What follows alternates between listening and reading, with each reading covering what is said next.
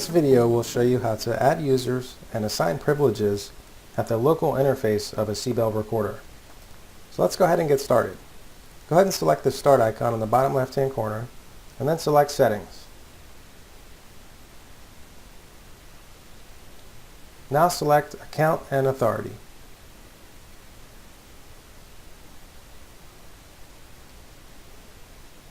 And then Edit Permission Group.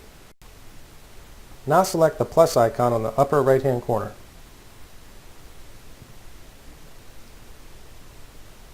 Then enter the group name and select the settings that you wish to enable or disable for the group.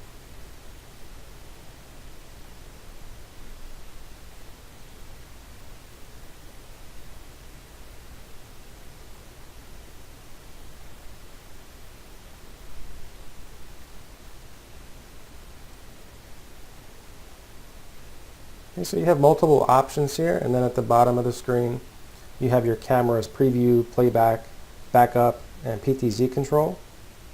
You can either turn on or off specific cameras at the local and remote displays. So we'll go ahead and save that.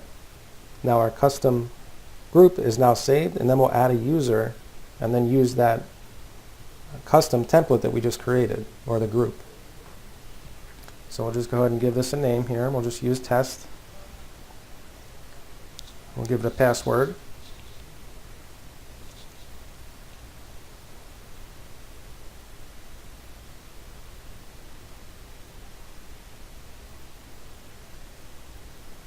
Okay, and now group. This is where we'll select the group that we just created. So we'll select custom and then add. So that's how you create a custom group and add a user to your SIBELL recorder. I hope this video has helped. If you have any more questions or concerns, please feel free to contact technical support. Thank you for watching.